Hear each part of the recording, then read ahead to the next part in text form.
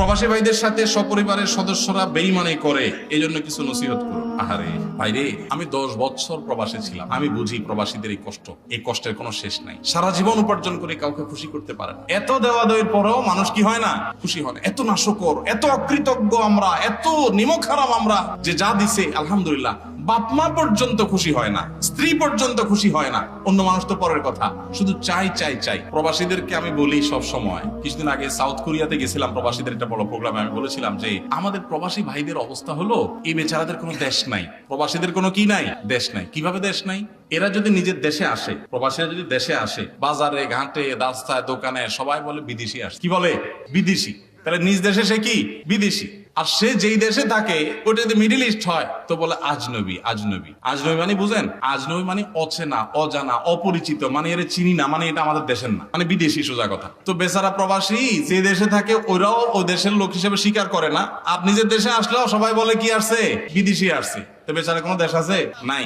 দেশ হলো ওই বিমানে যতক্ষণ আকাশের উপরে থাকে ওই বিমান। এই কষ্টের কোনো শেষ নাই। সারা জীবন উপার্জন করে কাউকে খুশি করতে পারে না, এত দেওয়া দেওয়ার পরেও মানুষ কি হয় না, খুশি হয় না। এত নাশকর, এত অকৃতজ্ঞ আমরা, এত নিমক হারাম আমরা, যে যা দিছে আলহামদুলিল্লাহ বাপ মা পর্যন্ত খুশি হয় না, স্ত্রী পর্যন্ত খুশি হয় না, অন্য মানুষ তো পরের কথা, শুধু চাই চাই চাই। কত কষ্ট সেখানে তারা করে।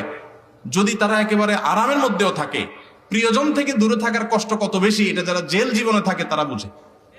আর যারা প্রবাসে আছে তারা কিছুটা টের পায়, কত কষ্ট হয়। এজন্য প্রবাসীদের প্রতি জুলুম করবেন না আল্লাহর হস্তে, তাদের প্রতি রহম দিল হবেন, খাই খাই করবেন না।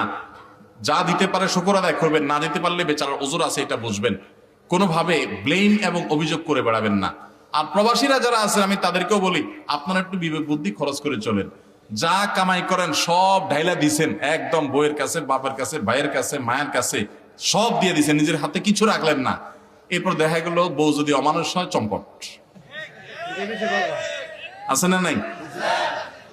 প্রবাসে থাকে তো বউরে কাছে পায় না, দূরে থাকে, মিস করে অনেক বেশি, ফিল করে অনেক বেশি, মহব্বতের ছোটে টাকা পয়সা সব বউয়ের নামে দেয়। আপনার তো ইসলামীটা বলে নাই বউরে কিছু দেন, তুমি খরচ করো স্বাধীনভাবে, বাট আপনারটা আপনার কাছে রাখেন। অনেক ছেলেরা আছে বাপের নামে সব জমি জমা কিনে প্রবাসীরা। আবার অনেক বাপরাও আছে এত বেবুজা, ছেলে নিজের নামে জমি কিনলে বাপ মন খারাপ করে। এটা বাপের মূর্খতা, বাপের অজ্ঞানতা, বাপ জানছে না সেজন্য এটা করছে। তার সম্পদ তার নামে থাকবে, এটাই সঠিক। আপনার নামে থাকতে পারে, আপনার সে যে জমি বিক্রি করে গেছে সেই জমিটা আপনার আবার কিনে দিল, বা ওই পরিমাণ জমি কিনে দিল, টাকা দিল, বা আরো এক্সট্রা কিছু আপনাকে দিল গিফট হিসাবে। ঠিক আছে, বাবা অনেক কষ্ট করছে, এক সময় আমার বিদেশ পাঠাইছে, ঠিক আছে আমি বাবারে 2-4-5 বিঘা জমি কিনে দিলাম বা ওইটা করে দিলাম, এটা করুক সে, এটা অনুদান, এটা ক্লিয়ার, তাকে হাদিয়া। আর নিজেরটা নিজের কাছে থাকবে। এই হিসাবগুলো আলাদা আলাদা না করার কারণে পরে একসময় ভেজাল হয়। আমরা হলাম, সব লোক হলো মুখে মুখে মিষ্টি, আতে আতে বিষ, দাঁতে দাঁতে মিষ্টি, আতে আতে বিষ। উপর দিয়ে বলি না না না আমার নামে দরকার নাই, সব তোমার নামে হোক। কদিন পরে এবার বলি না এগুলো তো আমার কামাই করা জিনিস। তা আগের ভেজালে ভালো ছিল, ক্লিয়ার কাট করা দরকার ছিল। প্রবাসীরা অনেকে ভুলটা করেন, এই ভুলটা করবেন না। ইসলাম আপনারা বলে না উজাড় করে সব ঢেলা দিয়ে এক জায়গায়, এরপরে ধরা খায় বলেন যে আমার তো হায় হোসেন, হায় হোসেন, আমার তো হায় কপাল, হায় কপাল।